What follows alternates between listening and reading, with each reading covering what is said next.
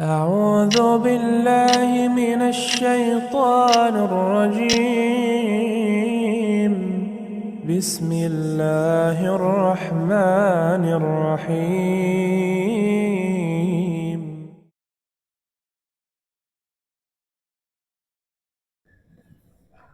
Bismillahirrahmanirrahim. Assalamualaikum warahmatullahi wabarakatuh. Alhamdulillah alladzi arsala rasulahu bil huda wa dinil haq liyudhhirahu 'ala dini kulli wa kafa billahi syahida. Wa ashhadu an la ilaha illallah wahdahu la syarikalah iqrara bihi wa tauhida wa ashhadu anna Muhammadan abduhu wa rasuluh. Allahumma salli wa sallim wa barik ala nabiyyina Muhammad wa ala alihi wa ashabihi wa man tabi'ahum bi ihsanin ila yaumiddin. Yaqulu rabbuna azza wa jalla fi kitabihil karim, ya ayyuhalladzina amanu taqullaha haqqa tuqatih wa la tamutunna illa wa antum muslimun. Ya ayuhan nasu taqu rabbakumul ladzi khalaqakum min nafsin wahidah wa khalaqa minha zawjaha wa batha minhuma rijalan katsiran wa nisaa'a wattaqullaha alladzi tasaaluna bihi wal arham innallaha kana 'alaikum raqiba. Amma ba'd.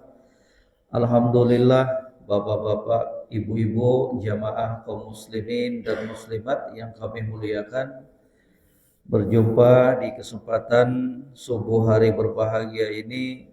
Tentunya apa yang kita rasakan dari kemudahan untuk beribadah kepada Allah itu harus kita akui merupakan taufik, karunia dari Allah tabaraka wa ta'ala. Semoga sholawat dan salam senantiasa tercurahkan kepada junjungan kita Nabi Muhammad sallallahu alaihi wasallam, kepada keluarga beliau, kepada para sahabat dan orang-orang yang senantiasa mengikuti jejak beliau hingga akhir zaman kelak.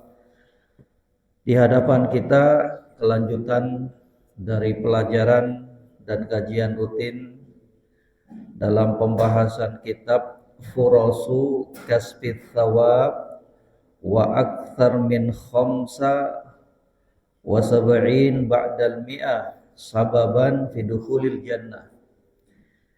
175 lebih jalan menuju surga Allah Subhanahu wa ta'ala, yang merupakan cita-cita seorang muslim, yang merupakan harapan dan target utama seorang muslim. Tidak ada kebahagiaan yang melebihi kebahagiaan ketika kita sudah masuk ke dalam surga Allah Subhanahu wa ta'ala. Itulah puncak dari kebahagiaan.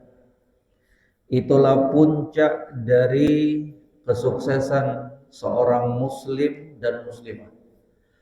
Bagaimanapun pencapaian yang telah kita raih di dunia ini, kalau sampai kelak kita tidak bisa masuk ke dalam surga Allah, maka itu semuanya adalah pencapaian yang semu. Maka mengajak Bapak Ibu jamaah sekalian, mari kita sama-sama menjadikan surga itu sebagai target hidupnya kita. Mari kita sama-sama membulatkan tekad kita untuk kita berupaya semaksimal mungkin agar bisa masuk ke dalam surga Allah dan selamat dari neraka Allah. Tidak ada penderitaan yang lebih dahsyat dibandingkan penderitaan yang akan dirasakan oleh seorang hamba di neraka Allah. Bagaimanapun bentuk musibah, bagaimanapun bentuk siksaan, bagaimanapun bentuk musibah, ujian, cobaan, petaka yang ada di dunia, demi Allah, itu semuanya tidak ada apa-apanya dibandingkan musibah, ujian, siksaan yang didapatkan oleh seorang hamba di dalam neraka Allah Subhanahu wa Ta'ala. Itu puncak dari semua jenis musibah dan siksaan, neraka Allah, neraka Allah. Maka salah satu upaya kita untuk bisa masuk ke dalam surga Allah, untuk bisa masuk ke dalam kenikmatan yang kekal abadi di dalam surganya dan selamat dari neraka Allah adalah dengan belajar agama, dengan mempelajari perkara-perkara yang bakalan memasukkan kita ke dalam surganya dan menyelamatkan kita dari siksaan di neraka Allah Subhanahu wa Ta'ala. Alhamdulillah jamaah sekalian, di pertemuan yang lalu telah kita sebutkan tentang keutamaan berbakti kepada kedua orang tua. Ini merupakan salah satu cara untuk bisa meraih surga Allah, untuk bisa terselamatkan dari neraka Allah. Momentum yang bisa kita pakai untuk masuk ke dalam surga Allah. Apa itu? Mari berbakti kepada orang tuanya kita. Mari menjadi anak-anak yang berbakti kepada kedua orang tua, bukan menjadi anak-anak yang durhaka. Birrul walidain, berbakti kepada kedua orang tua. Bentuknya gimana? Ucapkan ucapan yang baik kepada mereka berdua. Jangan pernah sakiti dan gores hati mereka. Masukkan rasa bahagia ke dalam hati mereka. Jangan pernah meremehkan dan mencemooh mereka, menghardik mereka, membentak mereka, bagaimanapun status mereka, kedua orang tuanya kita. Walaupun mungkin pendidikan kita lebih tinggi dibandingkan mereka, walaupun dari sisi harta kita lebih banyak dibandingkan kedua orang tuanya kita, walaupun kita memiliki apa yang mereka tidak miliki, tapi demi Allah diharamkan bagi seorang anak untuk merendahkan, melecehkan kedua orang tuanya. Diharamkan bagi kita selaku anak untuk kemudian menggores perasaan kedua orang tuanya kita. Wala taqul lahuma uffin. Kata Allah memberikan arahan kepada kita semua selaku hambanya. Wala taqul lahuma uffin. Jangan coba-coba kamu ngomong kepada kedua orang tua kamu saja, nggak boleh. Masa sih? Ya, dikeraskan suaranya, dia tinggikan suaranya, dia bentak kedua orang tuanya, sampai-sampai menjadikan ibunya atau bapaknya meneteskan air mata disebabkan tajamnya lisan yang keluar, tajamnya ucapan yang diucapkan dan keluar dari mulut sang anak tersebut. La ilaha illallah. Wala taqul lahuma uffin wala tanharhuma. Jangan kamu gertak mereka, jangan kamu tinggikan suara kamu dibandingkan suara mereka. Wa qul lahuma qawlan karima. Ucapkan ucapan yang lemah lembut kepada mereka. Masa sih sama orang lain kita bisa bertutur kata yang baik dan lemah lembut, tapi pada kedua orang tuanya kita enggak lakukan demikian. La ilaha illallah. Maka hati-hati. Perintah Allah datang, wa'budullaha wa la tusyriku bihi syai'a. Sembah Allah. Fokuskan ibadah kalian hanya kepada Allah. Ini perintah yang paling utama di dalam Islam. Wa'budullaha. Sembahlah Allah.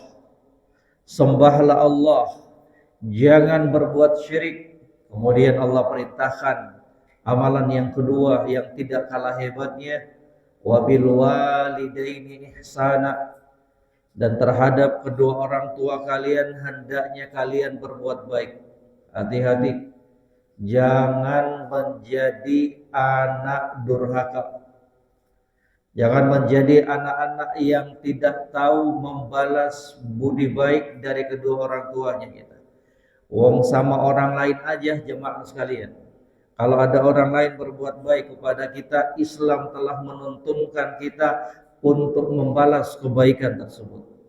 Kalau kita tidak mampu membalas kebaikan orang lain, maka paling minimal kita diajarkan oleh Islam untuk mendoakannya. Mendoakan orang yang telah berbuat baik kepada kita. Lagi mana kalau yang berbuat baik itu kedua orang tuanya kita? Lagi mana kalau yang selama ini berbuat baik kepada kita adalah kedua orang tuanya kita? Orang yang paling berjasa dalam hidupnya kita. Tidakkah pantas untuk kita lebih lagi berupaya untuk membalas kebaikannya, untuk mendoakannya, untuk membalas sedikit dari kebaikan mereka yang tidak terhitung lagi jumlahnya.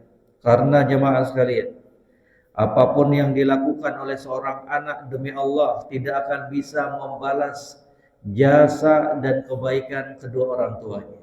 Kata Nabi SAW, la yajzi waladun walidahu illa ayajidahu mamlukan fayashtariyahu fayu'tikahu. Kata Nabi, seorang anak itu tidak bakalan mungkin bisa membalas kebaikan dan jasa-jasa kedua orang tuanya, kecuali ini satu keadaan yang disebutkan oleh Nabi. Tadi hukum asalnya apa Bapak Ibu? Nabi katakan apa? Seorang anak tidak akan bisa membalas kebaikan kedua orang tuanya. La yajzi waladun walidahu. Tidak akan mungkin bisa membalas semua kebaikan kedua orang tuanya kita. Walaupun kita sudah pikir kayaknya sudah selesai bakti saya ini. Wong saya tiap bulan kirimin orang tua saya kok 5 juta. Wong saya rawat kok ibu saya sebelum meninggal. Wong waktu sakit saya terus yang merawatnya. Gak ada jemaah.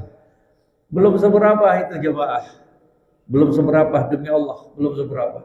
Mau kirimin orang tua 10 juta per bulan. Belum ada apa-apanya. Nyawanya mereka pertaruhkan untuk kita. Nyawanya mereka pertaruhkan untuk demi keselamatan dan hidupnya kita. Rela bangun tengah malam untuk memastikan kita dalam keadaan baik-baik saja. Rela untuk melakukan apapun demi kebaikan sang anak tersebut.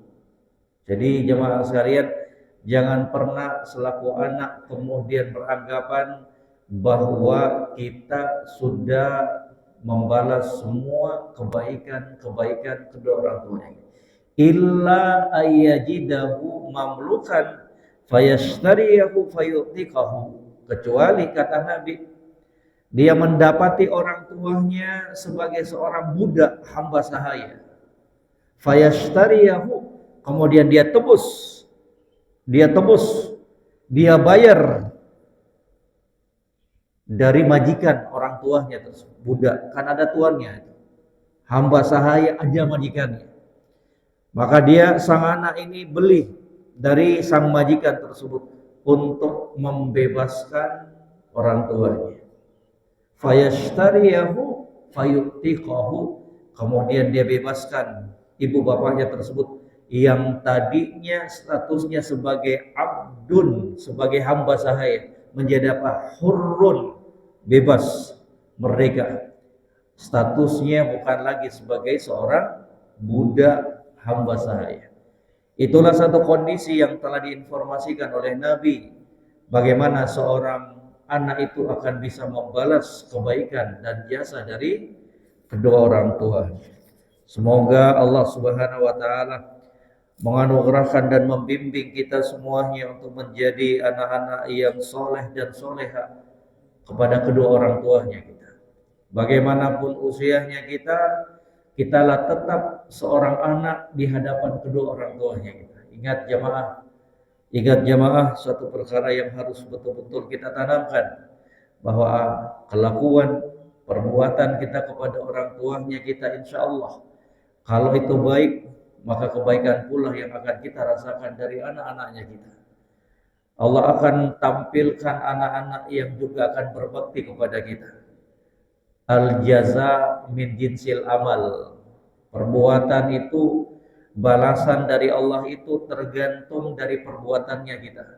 Kalau kita berbuat baik kepada kedua orang tuanya kita, kalau kita tampil menjadi anak-anak yang berbakti kepada kedua orang tuanya kita, maka insya Allah sangat mudah bagi Allah untuk menjadikan anak keturunannya kita menjadi anak-anak yang berbakti kepada kita. Tapi ingat, kalau kita durhaka kepada kedua orang tuanya kita, kalau kita durhaka kepada ibu bapaknya kita, maka hati-hati, Allah Subhanahu wa taala akan mengirimkan anak-anak yang juga akan durhaka kepada kita. Jangan salahkan anaknya kita sepenuhnya. Mari kita introspeksi diri selaku orang tua. Karena apa yang kita dapatkan dari perlakuan anak-anak itu bisa jadi akibat ulah perbuatan kita kepada kedua orang tuanya kita. Allah ingin berikan kita pelajaran. Ini nih yang dirasakan oleh kedua orang tua kamu. Ini nih yang dirasakan oleh kedua orang tua kamu ketika kamu durhaka kepadanya. Ini biar kamu rasakan, wahai hambaku, biar kamu rasakan gimana perihnya ketika anak-anak itu tampil menjadi anak-anak yang durhaka. La ilaha illallah. Kemudian amalan yang kelima, tadi amalan yang keempat jemaah, berbakti kepada kedua orang tua. Kemudian yang kelima, keutamaan dan kewajiban menyambung tali silaturrahim. Ya, ini juga perkara yang hampir lenyap di muka bumi ini. Ya, seiring perkembangan zaman, ya, ini perkara yang sudah hampir punah di tengah-tengah kaum muslimin. Kata Nabi sallallahu alaihi wasallam, "Innallaha khalaqal khalqa hatta idza faragha minhum qamatir rahim faqalat hadza maqamul 'aid minal qati'ati." Qala na'am. "Ama tardaina an asila man wasilak wa aqta' man qata'aki?" Qalat bala. Qala fadhak laki. Thumma qala Rasulullah sallallahu alaihi wasallam, "Iqra'u in syi'tum fahal 'asaitum in tawallaitum an tufsidu fil ardi fatuqatti'u arhamakum ulaika alladzina la'anahumullah fa asammahum wa a'ma absarahum."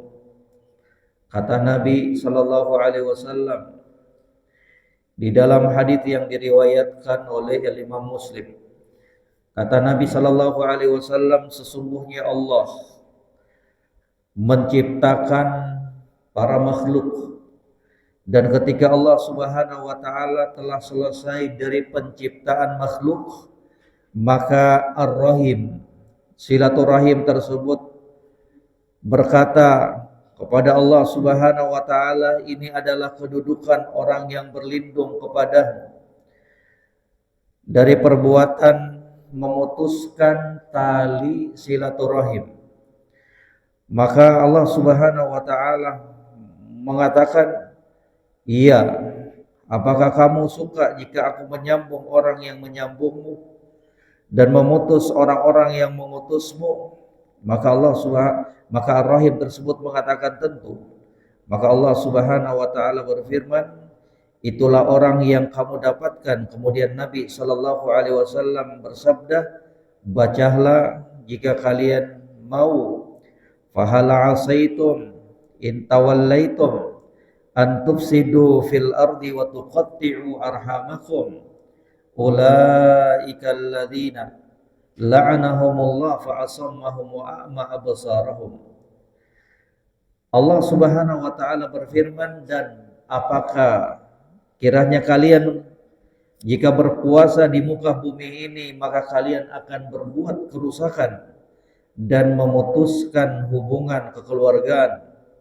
Maka itulah orang-orang yang dilaknat oleh Allah dan ditulikan telinga mereka serta dibutakan penglihatan mereka.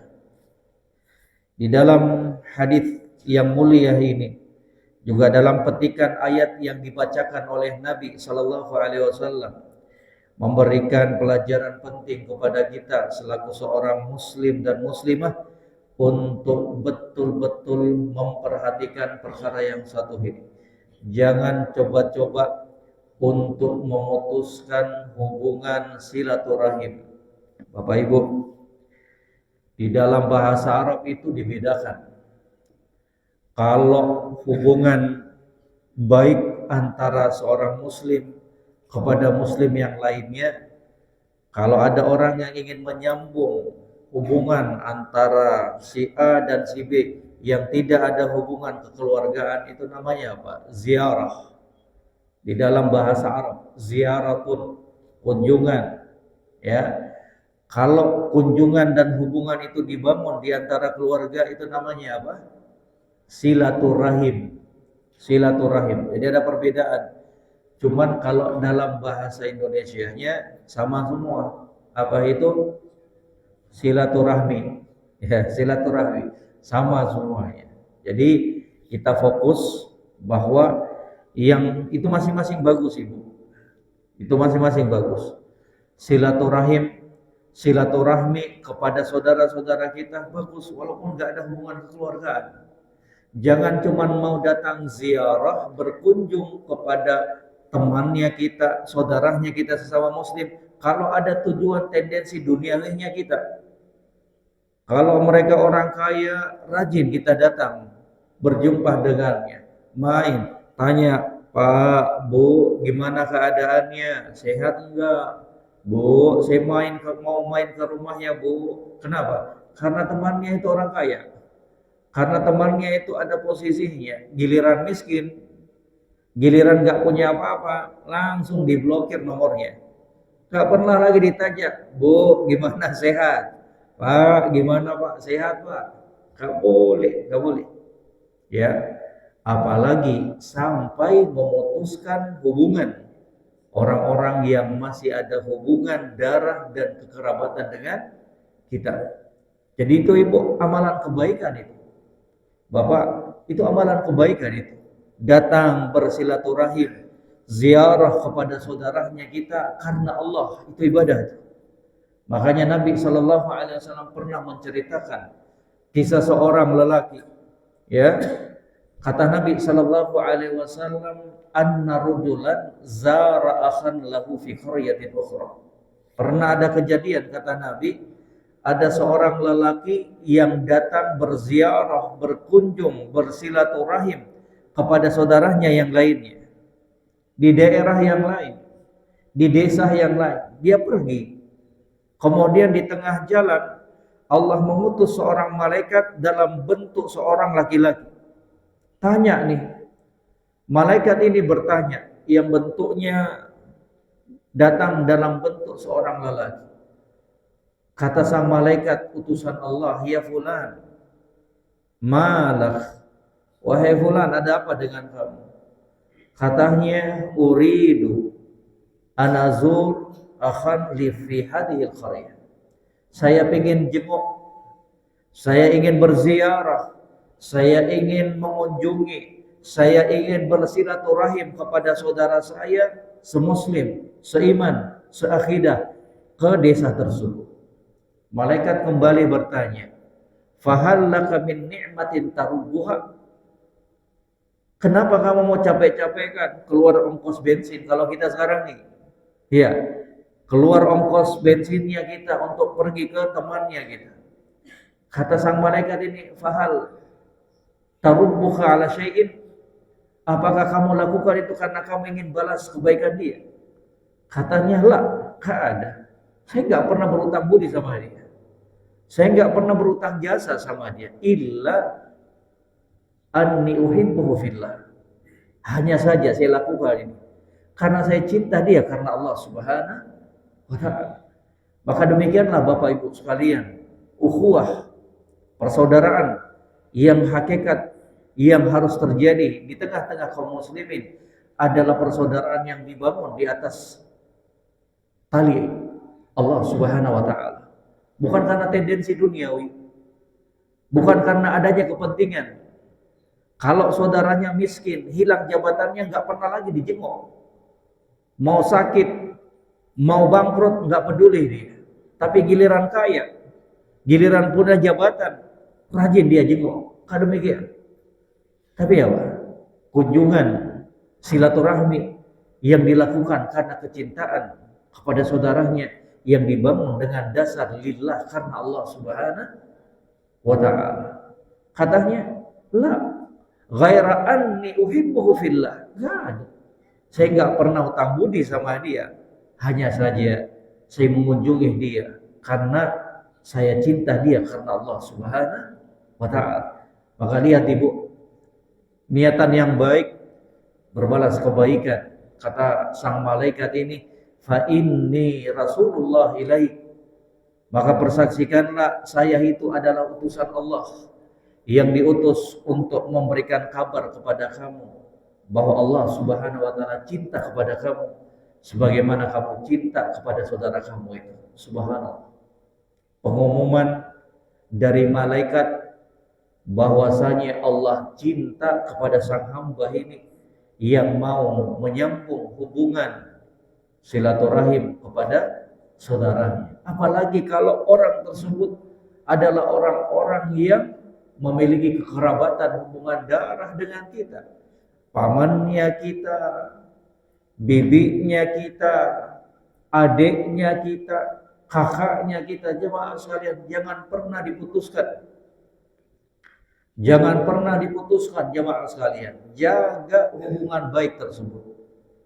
Jangan hanya gesekan yang sedikit, kesalahpahaman yang sangat-sangat bisa dianulir, kesalahpahaman yang tidak semestinya terjadi kemudian menjadi sebab keretakan dalam hubungan kekerabatan tersebut.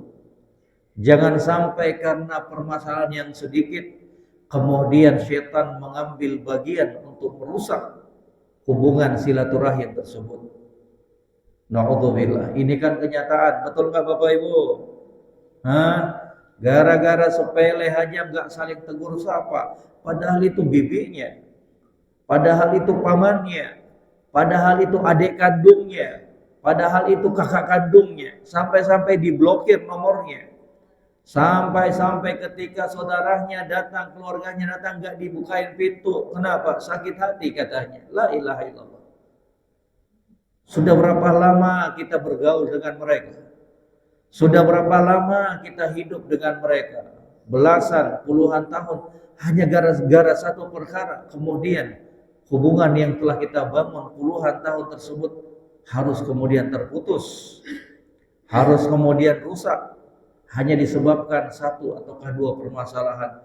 La ilaha illallah. Yang lebih parah lagi kalau sampai ada orang tua yang menanamkan kebencian kepada anak-anaknya untuk membenci keluarga yang lainnya itu. Jadilah permusuhan yang turun-temurun.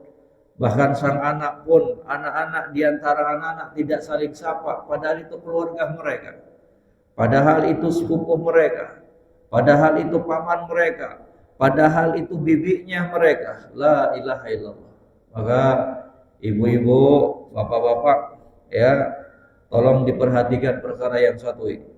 Karena luar biasa ancaman yang telah disebutkan oleh Nabi Sallallahu Alaihi Wasallam untuk orang-orang yang memutuskan hubungan silaturahim.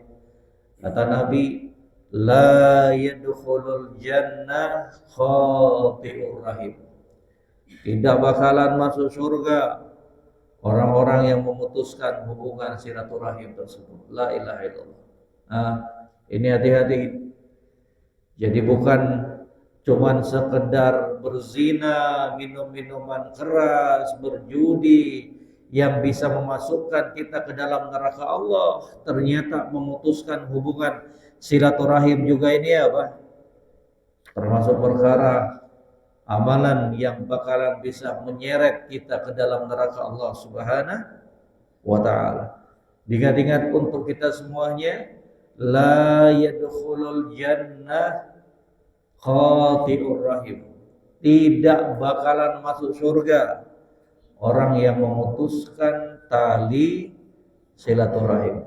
Berat ini. Berat ini ancamannya, Ibu. Hati-hati. Kemudian juga Nabi Shallallahu Alaihi Wasallam telah memberikan kabar gembira untuk orang-orang yang selalu memperhatikan amalan yang mulia ini, menyambung tali silaturahim. Kata Nabi, man ahabba ayyabsuta lahu fi rizqihi wa yunsa' lahu fi athari falyasil rahimah.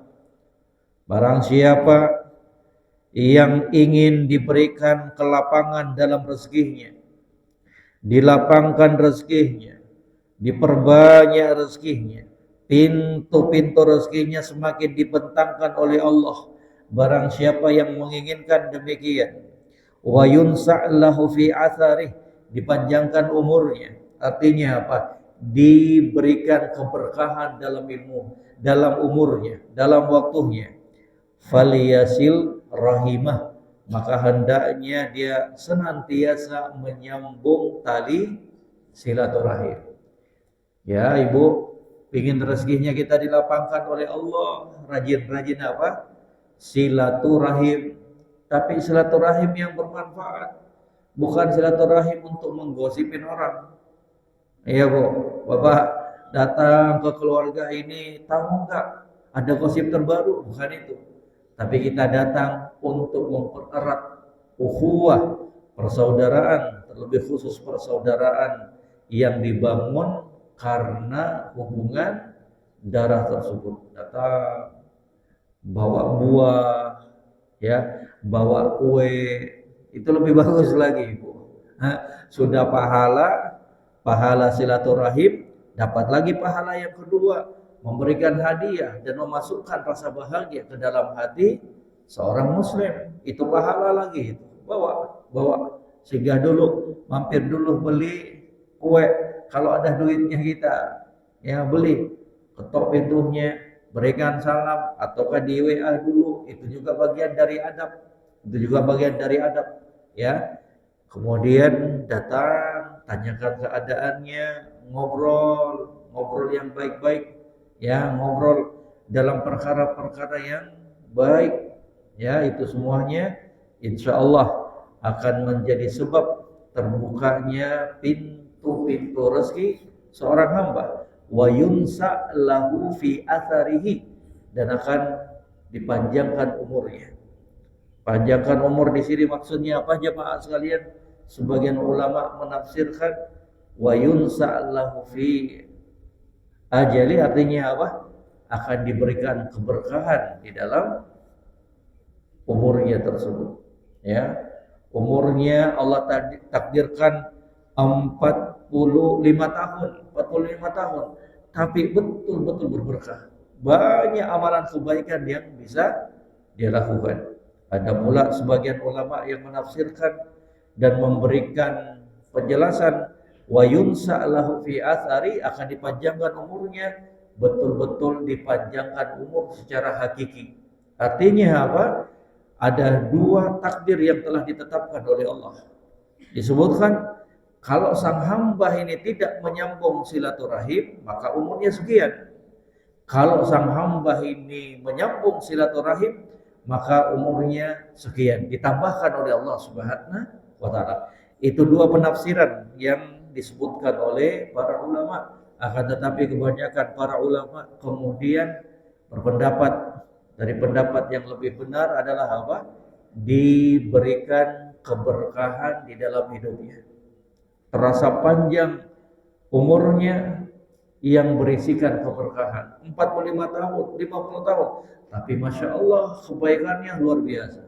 Sudah bisa bangun masjid, sudah bisa membantu orang sana sini dalam usia yang begitu mudahnya, 45 tahun. Tapi penuh dengan keberkahan. Membawa keberkahan dimanapun dia berada, membawa kebaikan. Ya, jadi inilah yang selalu kita minta kepada Allah agar usianya kita itu diberikan keberkahan oleh Allah Subhanahu wa taala. Jadi ibu sekalian, mohon maaf, tolong diingat-ingat ini. Tolong dipikir-pikir siapa ya dari keluarganya kita yang kita putuskan selama ini. Kalau ada ibu, bapak, segera kita sambung, datangin mereka. Ustadz, saya nomornya sudah diblokir. Kalau saya datang ke rumahnya nggak pernah dibukain pintu, ya itu sudah lain lagi ceritanya.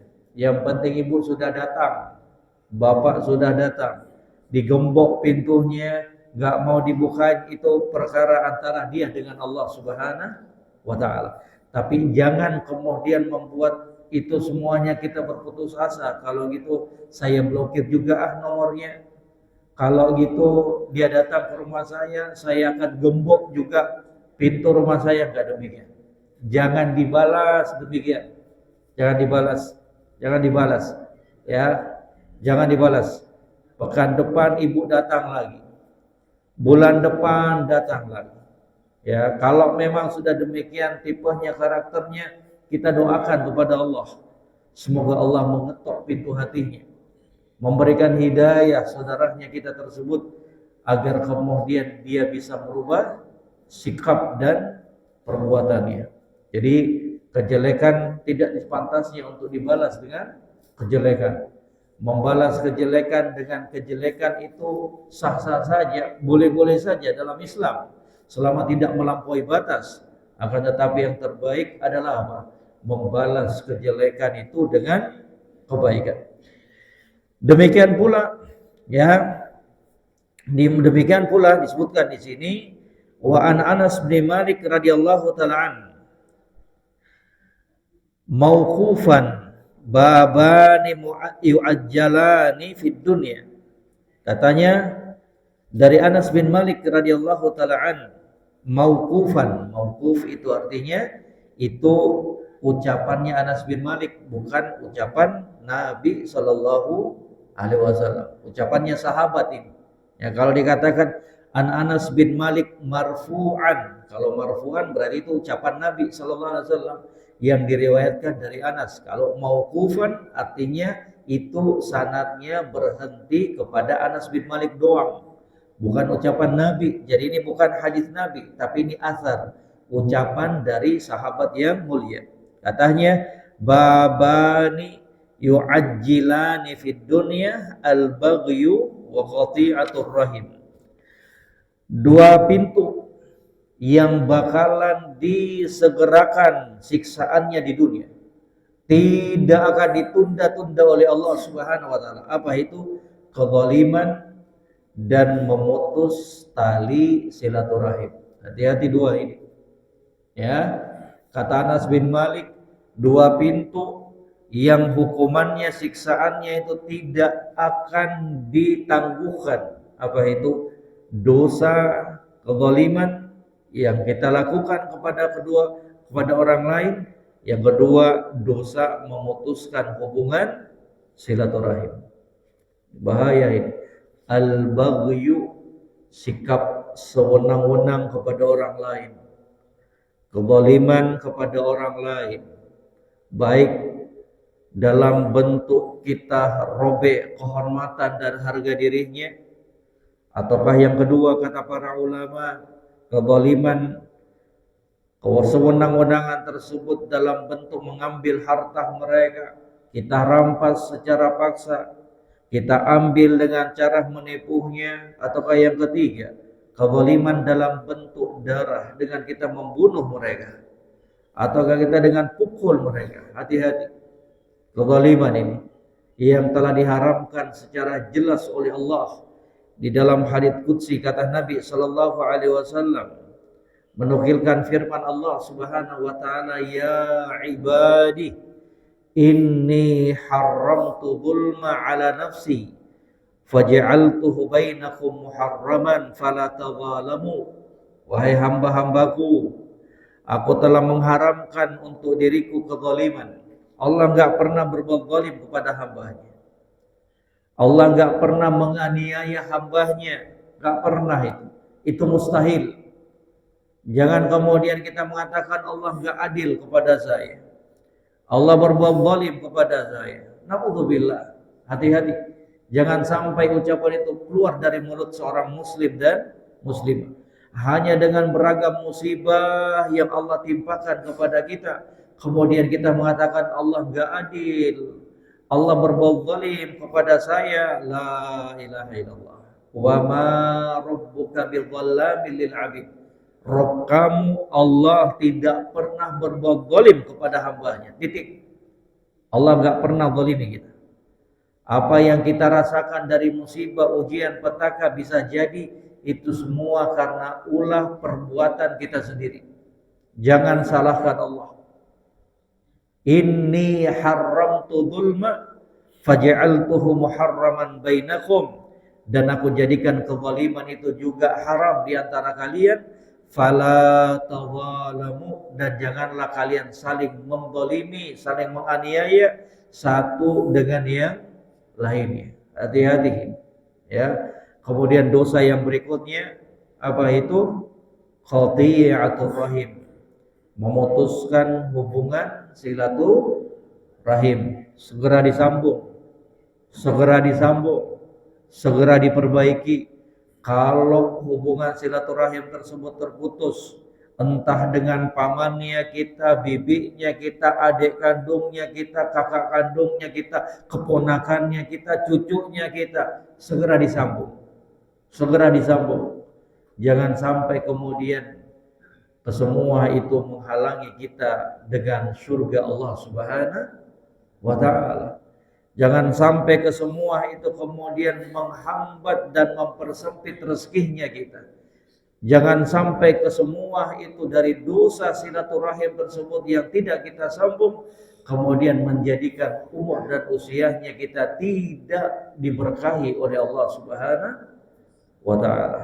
Sambung terus. Urusan mereka tidak mau menyambungnya, udah cukup. Itu urusan mereka dengan Allah Subhanahu wa ta'ala. Yang penting Allah sudah tahu niatannya kita. Allah Maha tahu apa yang tersimpan dalam hatinya kita, bahwa kita betul-betul ingin menyambung hubungan silaturahim tersebut, hubungan silaturahmi tersebut, akan tetapi merekalah yang kemudian memutuskannya. Gak usah khawatir. Yang penting kita sudah bertekad baik, bertekad yang kuat untuk menyambung silaturahim tersebut. Kalau mereka dari keluarganya kita yang berupaya untuk terus memutuskannya, maka jangan lupa mendoakan kebaikan buat mereka, agar Allah memberikan hidayah dan taufik dan mengetuk hati mereka. Wallahu ta'ala barakallahu fiik. Dipahami Bapak Ibu? Bapak Ibu dipahami? Ya. Pulang dari kajian langsung telepon keluarga yang pernah kita putuskan hubungannya, langsung WA, ya, Om, Bibi, hari ini ada di rumah enggak? Oh, ada apa ini? Kok tumben? Saya pengen main, Ibu mampir dulu ke Holland Bakery, mampir dulu belikan kesukaannya itu. Barakallahu fikum. Niatkan semua itu karena Allah. Niatkan semua itu karena Allah, agar kemudian menjadi pahala untuk kita, menjadi ibadah yang mulia buat kita semuanya. Wallahu ta'ala a'lam. Barakallahu fiik. Ada yang mau ditanyakan Bapak Ibu? Ya, silakan. Bapak dulu Ibu ya. Bapak dulu silakan Bapak. Waalaikumsalam warahmatullahi wabarakatuh.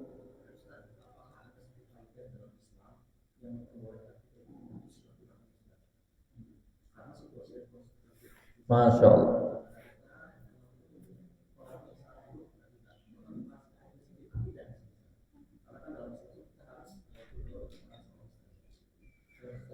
Barakallahu fiik. Pertanyaannya bagus. Ibu, Bapak gak ngantuk kan? Gak ngantuk kan Bapak Ibu?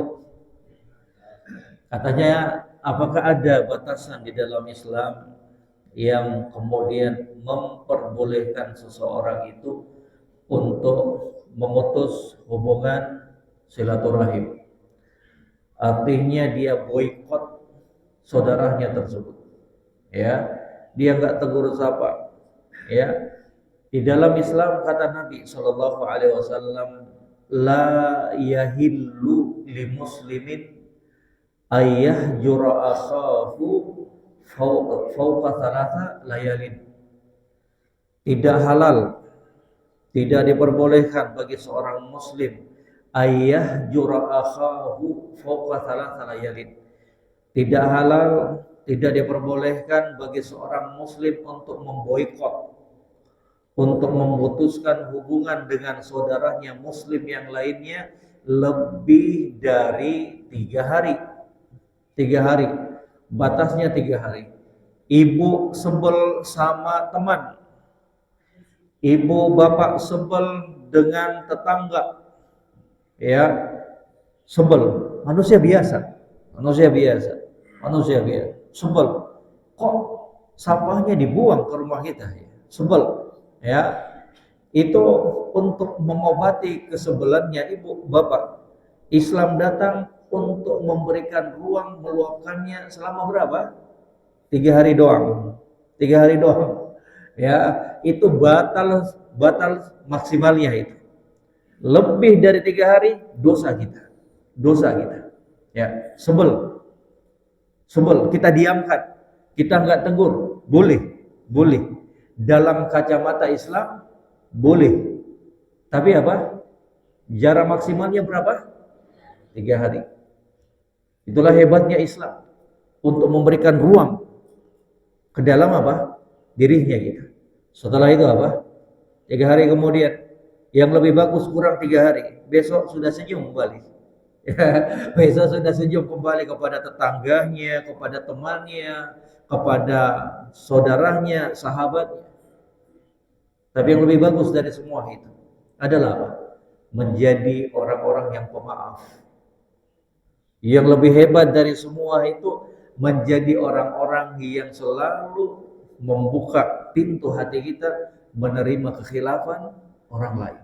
Padahal kalau dilakukan itu sah-sah saja dalam kacamata Islam. Ada bimbingannya dari Nabi Sallallahu Alaihi Wasallam. Tapi yang lebih hebat apa?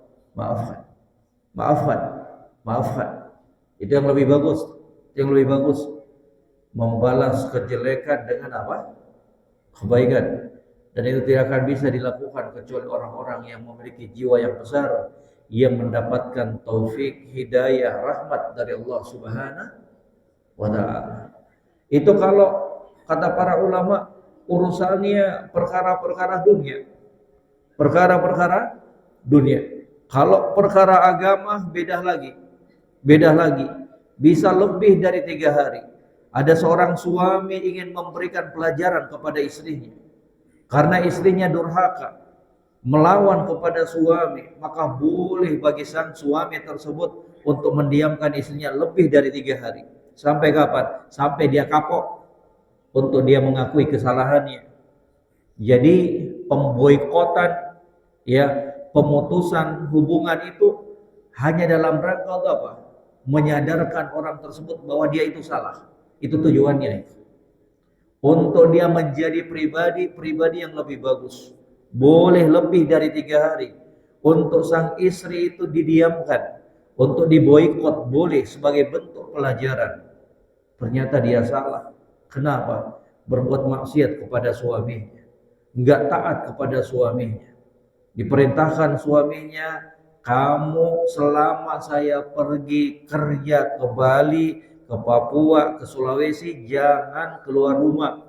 Kalaupun keluar rumah, yang dekat-dekat aja untuk beli sayur, untuk beli ini. Ternyata apa? Setelah pergi suaminya jalan ke sana kemari, ke puncak, besoknya ke Bandung. 2 hari kemudian ke Yogyakarta lagi. Didengar oleh suaminya, ini maksiat namanya itu. Maksiat, enggak taat terhadap apa? Perintah suami. Maka boleh bagi sang suami tersebut itu apa? Memboikot, memberikan pelajaran kepada sang istri. Demikian pula orang-orang yang terang-terang menyimpang dalam agama ini, menyerukan manusia ke dalam kemaksiatan, boleh untuk kita boikot. Sampai kapan? Sampai dia sadar akan kesalahannya tersebut. Bahwa apa yang dia lakukan tersebut adalah sebuah pelanggaran di dalam syariat. Ya. Tapi kalau sekiranya pemboikotan tersebut justru menimbulkan mafsadat yang lebih besar, maka apa? Jangan dilakukan. Tetap tegur. Berikan dia haknya ketika ketemu, berikan dia salam, tanya keadaannya. Itu apa catatannya?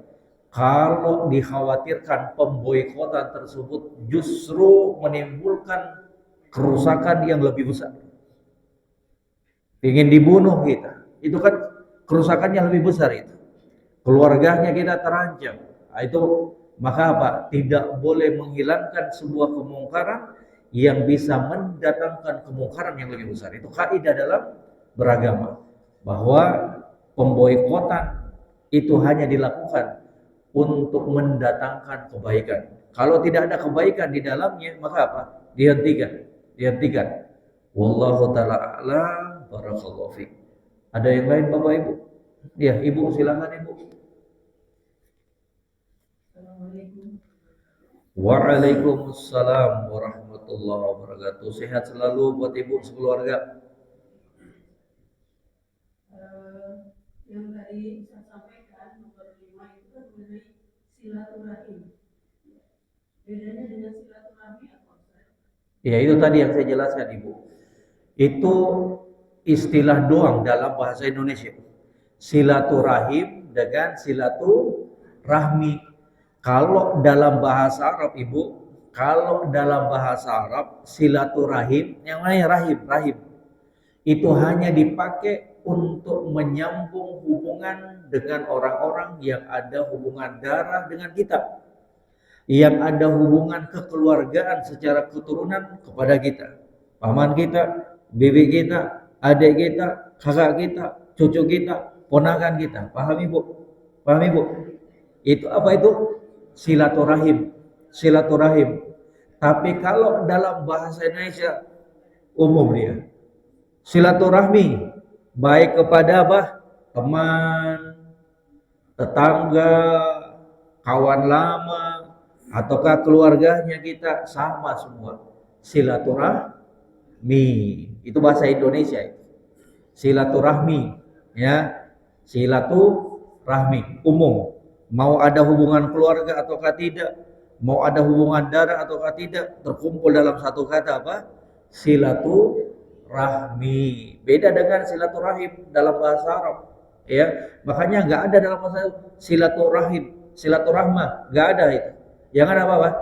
Silaturahim. Demikian Ibu. Dipahami ya Bu ya? Barakallahu fiik. Sehat selalu Ibu. Ya Ibu. Tadi seorang suami boleh memukul istri dengan mendiamkan selama 3 hari. Manusia kan tidak ada kekurangan ya Ustaz ya. Kalau istri terhadap suami boleh? Nggak boleh. Nggak boleh. Karena ar-rijalu qawwamuna 'ala nisa. Allah sebutkan dalam surat An-Nisa. Ar-rijalu qawwamuna 'ala nisa. Laki-laki itu pemimpin terhadap siapa? Perempuan. Rumah tangga yang memimpin itu siapa? Suami. Kalau ada rumah tangga yang dipimpin oleh istri, oh udah salah itu. Udah salah itu. Yang jadi pemimpin dalam rumah tangga siapa Ibu? Suami. Suami. Ya, suami. Maka yang bakalan ditanya pertama kali terhadap kepemimpinan dalam rumah tangga itu siapa? Suami. Kullukum ra'in wa kullukum mas'ulun an ra'iyatihi.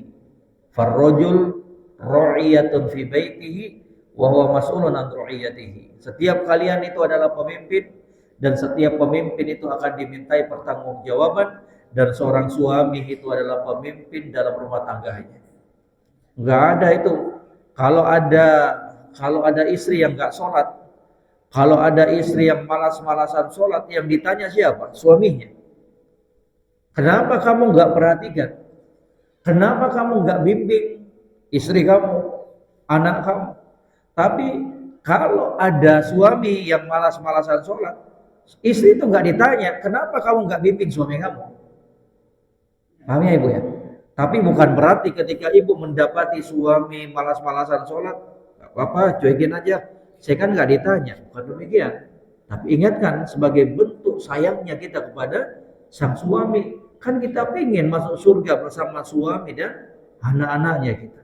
Itu sebatas mengingatkan. Itu istri yang baik, mengingatkan suaminya dalam perkara ketaatan dan ibadah kepada Allah Subhanahu wa taala. Tapi soal tanggung jawab, maka sang istri itu lepas. Ya, nggak bertanggung jawab mereka. Tapi suami kalau membiarkan istri anak-anaknya tenggelam dalam maksiat, jauh dari beribadah kepada Allah, maka dia yang akan dimintai pertanggungjawaban di sisi Allah Subhanahu wa taala. Makanya ibu, cerai itu juga bukan di tangan siapa? Istri. Coba kalau cerai itu di tangannya istri. Dikit-dikit ibu ngambek, saya ceraikan kamu. Ya. Makanya cerai itu di tangan siapa? Suami. Karena perempuan itu kata para ulama kebanyakannya bermain dengan apa? Perasaannya, egonya, ya. Makanya Islam datang membimbing kita bahwa soal cerai, talak itu semua berada di tangan lelaki. Kalau ibu mau ngajukan cerai itu beda lagi hukumnya. Namanya apa? Khulu di dalam Islam. Pengajuan cerai dari sang istri kepada suaminya, dan itu dilayangkan istri kepada suaminya karena sebab-sebab yang syar'i. Suami tidak lagi memberikan nafkah lahir batin. Suaminya nggak sholat, suaminya nggak pernah puasa Ramadan. Yang dia khawatir, ini kalau saya bersama terus dengan suami saya, bisa bahaya agama saya. Itu alasan-alasan yang syar'i. Boleh bagi seorang istri untuk apa? Meminta cerai, khulu kepada sang suaminya.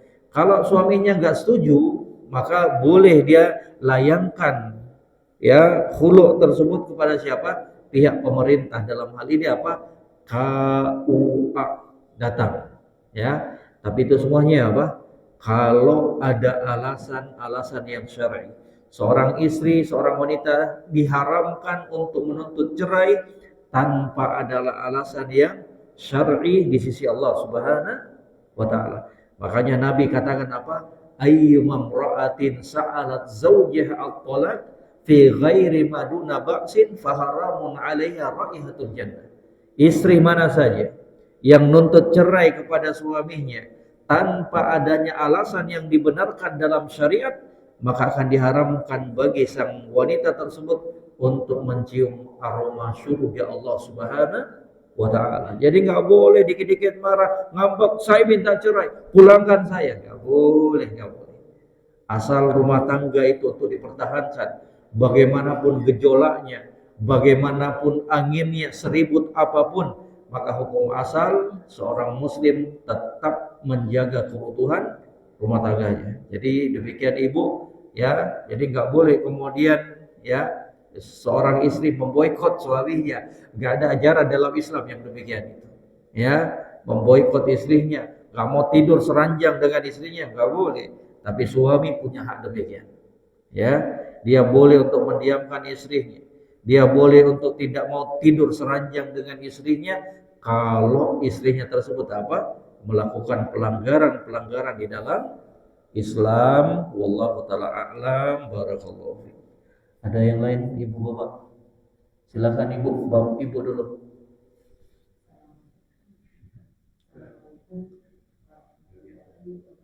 Waalaikumsalam warahmatullahi wabarakatuh. Sehat selalu ibu.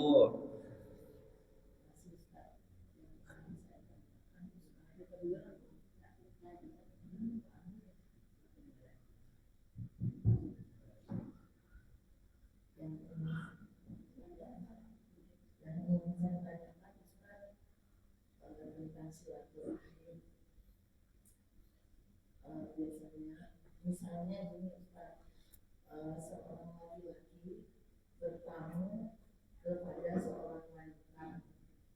Nah, tujuannya laki-laki itu silaturahmi, tapi si wanita ini karena laki-laki sama wanita ini mengatakan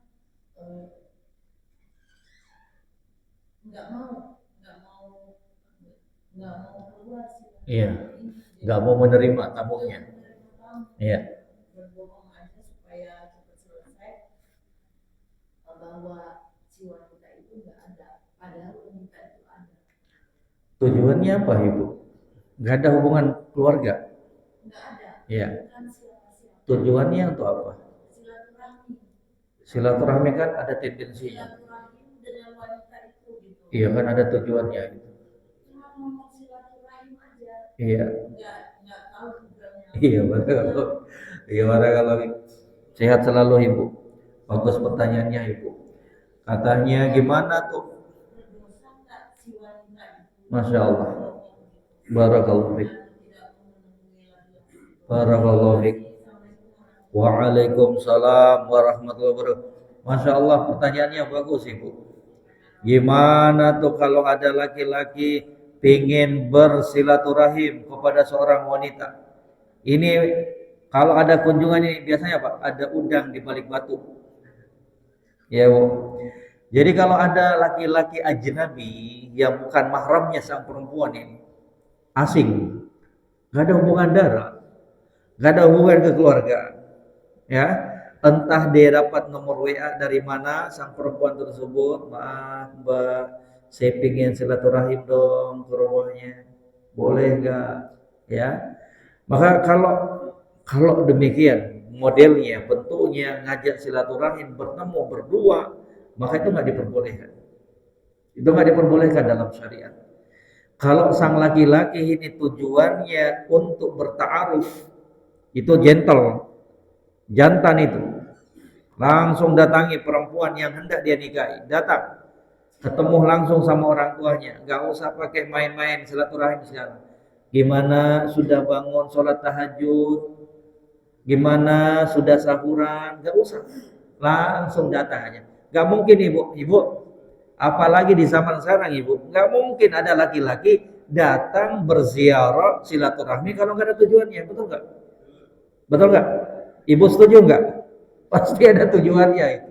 Ada udang di balik batu. Ada udang di balik batu. Jadi Ibu tanya, apa-apa, berhak perempuan itu tanya, ada apa? Kok mau datang berkunjung? Ya, kalau katanya saya ingin mengenal lebih dekat, silakan. Kalau mau datang silakan. Nanti ketemu dengan bapaknya. Ya, Bu. Jangan berdua-duaan karena itu akan menjadi sumber fitnah. Sumber fitnah. Kabuli. Dan di dalam Islam dilarang untuk berkhalwat berdua antara seorang wanita dengan seorang laki-laki ajnabi yang gak ada hubungan kekeluargaan. Hati-hati ya, karena kata Nabi yang ketiganya itu siapa? Syaitan. Jangan. Kalau memang mau datang maksudnya untuk mengenal sang wanita, datangkan mahramnya. Datangkan saudara laki-laki dari sang wanita tersebut, ataukah bapaknya, ataukah pamannya, untuk ngobrol. Ada apa tujuannya? Kalau ingin nikah, silakan. Baik-baik, itu lebih bagus. Ya, itu lebih bagus di dalam Islam. Tapi Ustaz, boleh enggak untuk menghindari saya bohong, tidak ada di rumah? Maka ini Ibu enggak diperbolehkan. Diharamkan untuk berbohong. Ya, jangan karena enggak enakan dia ada di rumah, dia katakan maaf, tolong bilang sama dia saya enggak ada di rumah. Itu dusta namanya. Itu enggak diperbolehkan. Kata Nabi, qulil haqq walau kana murrah. Sebutkan ucapan yang jujur walaupun itu pahit. Ngomong aja, ngomong terus terang. Dalam kejujuran itu ada keberkahan. Dalam kejujuran itu ada kebaikan dan ketenangan. Kan gak tenang kita kalau dusta. Oh kita ada kok. Kok katakan gak ada? Itu kan dusta itu namanya. Bilang aja, bilang saya ada dan saya gak mau terima. Kamu laki-laki. Kalau pengen datang silakan datang, nanti berjumpa dengan orang tua saya. Ibu ada di situ, ada orang tua di situ, silakan. Kalau pengen ta'aruf lebih dekat, silakan. Itu diperbolehkan. Kalau memang tujuannya apa?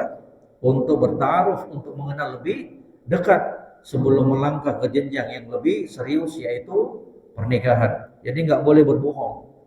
Berbohong di dalam Islam itu hanya diperbolehkan dalam beberapa kondisi. Yang pertama, untuk menyelesaikan konflik di antara dua muslim yang bertikai. Ibu A dengan B gak ngajak ngomong. Ibu A dan B gak saling sapa. Datang ibu si C, dia damaikan. Datang ke ibu A, ibu, Masya Allah itu ibu B itu Masya Allah baik sekali. Dia kangen sama ibu. Datang lagi dia ini si C ini ke ibu B. Itu ibu A itu Masya Allah baik sekali, rindu juga. Akhirnya apa? Berdamai dengan sebab dia. Padahal si A dan si B ini gak pernah ngomong yang demikian. Dia dusta dalam rangka apa? Untuk memperbaiki hubungan manusia. Itu diperbolehkan. Ataukah yang kedua, dustanya seorang suami untuk menyenangkan hati istrinya. Dibuatkan soto Betawi, ternyata keasinan, asinnya minta ampun. Ya, ditanya istrinya, gimana bang makanannya? Oh, enak banget. Enak banget. Walaupun darah tingginya bakal ada sebentar lagi. Gimana masakannya? Padahal nggak enak-enak banget. Tapi dalam rangka untuk menyenangkan hati istrinya, Masya Allah, makanan kamu ini nggak ada seenak ini di pinggir jalan. Berbunga-bunga istrinya. Padahal nggak enak-enak banget juga. Tapi dalam rangka itu apa? Menyenangkan hati istri. Yang ketiga, bohong yang diperbolehkan, bohong untuk memberikan rasa takut kepada musuh dalam peperangan itu boleh. Pasukan Islam jumlahnya cuma 500 orang doang. Dia katakan 1000 pasukan kita akan menyerang kalian. Padahal pasukannya cuma berapa? 500 orang. Dia katakan 1000, 10.000. Kata Nabi, al-harbu khid'un. Perang itu tipu daya. Itu diperbolehkan. Selain itu nggak diperbolehkan. Ya. Kalau ada laki-laki mau berkunjung ke rumahnya kita, bilang kita ada. Tapi tidak akan mau bertemu kalau tujuannya nggak jelas. Kalau tujuannya nggak jelas, nggak boleh berbohong. Wallahu ta'ala a'lam. Barakallahu fiik. Paham ibu? Bisa ibu? Silakan ibu. Silakan ibu. Waalaikumsalam warahmatullahi wabarakatuh. Sehat selalu ibu sekeluarga. Iya.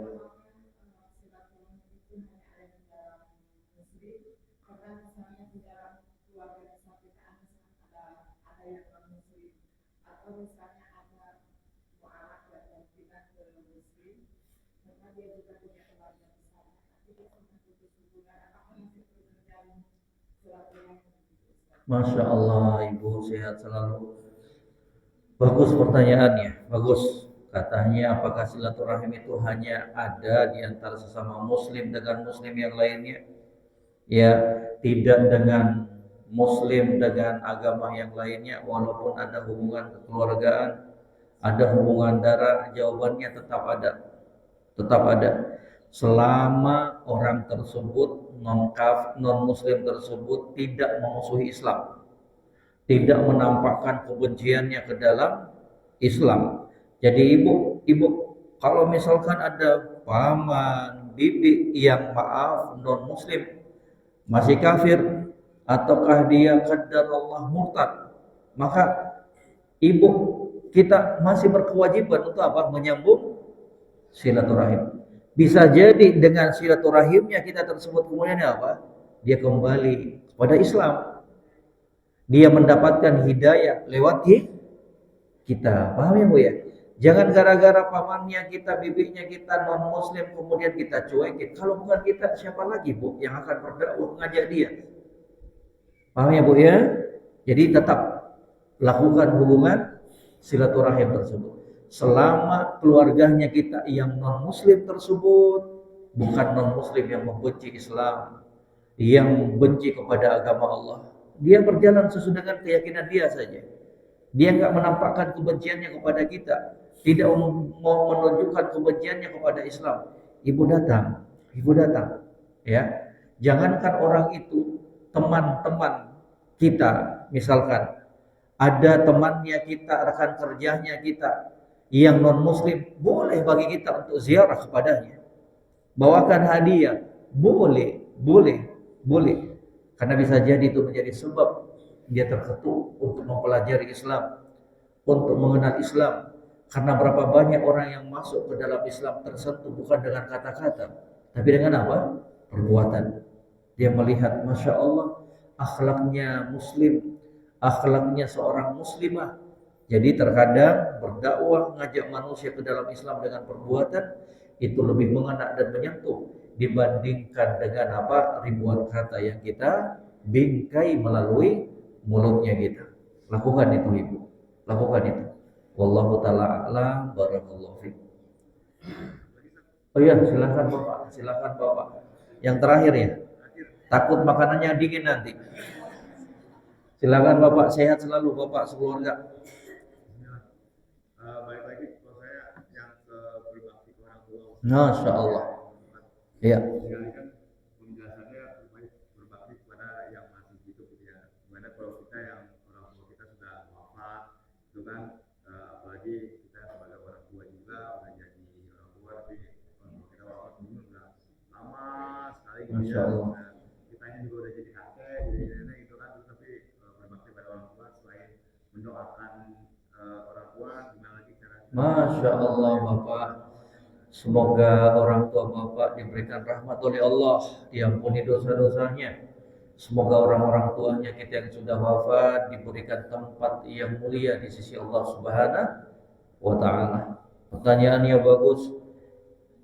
Kalau orang tua sudah meninggal dunia, kira-kira apa aja sih amalan yang bisa kita lakukan selaku anak? Yang pertama yang ingin saya tekankan bahwa baktinya seorang anak kepada orang tua itu tidak boleh terputus walaupun orang tua sudah meninggal dunia. Berbakti kepada orang tua itu tidak hanya dilakukan oleh seorang anak ketika orang tuanya masih hidup. Bahkan setelah orang tua wafat pun sang anak masih bisa melakukan baktinya kepada kedua orang tuanya. Walaupun orang tuanya sudah meninggal dunia, salah satu atau keduanya. Dengan cara apa? Yang paling pertama doa. Ini yang paling hebat ini. Ini yang paling hebat.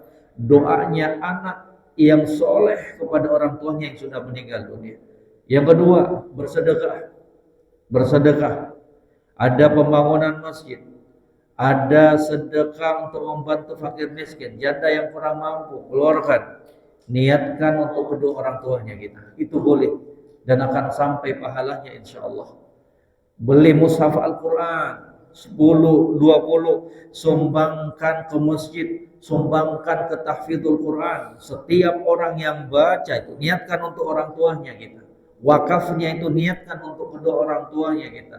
Selama ada orang yang membaca mushaf pemberiannya kita, yang kita niatkan pahalanya, wakafnya untuk orang tuanya kita, selama orang itu baca, maka pahalanya akan mengalir kepada kedua orang tuanya kita. Yang ketiga, kata para ulama, cara berbaktinya seorang anak kepada orang tua yang sudah meninggal dengan tetap menjalin hubungan kepada orang-orang yang sering dijalin hubungan dengan orang tuanya kita. Orang tuanya kita dulu sering berkunjung kepada paman kita, kunjungi pamannya kita. Kepada teman-temannya, kunjungi teman-temannya itu. Kunjungi. Nanti orang, Masya Allah ini anak ini. Orang tuanya sudah meninggal dunia, tapi dia tetap melanjutkan hubungan kekeluargaan tersebut. Hubungan pertemanan tersebut. Datang. Itu diantara apa-apa yang bisa dilakukan oleh seorang anak walaupun orang tuanya sudah meninggal dunia. Wallahu ta'ala alam. Semoga Allah senantiasa membimbing kita ke dalam kebenaran. Semoga Allah Subhanahu wa ta'ala mengampuni dosa-dosa kita. Semoga Allah Subhanahu wa ta'ala mematikan kita, mewafatkan kita semuanya dalam keadaan husnul khotimah. Dan semoga Allah memasukkan kita ke dalam surganya dan menyelamatkan kita dari nerakanya. Yang benar datangnya dari Allah. Kalau ada yang keliru itu dari pribadi saya yang penuh dengan kekurangan dan keterbatasan.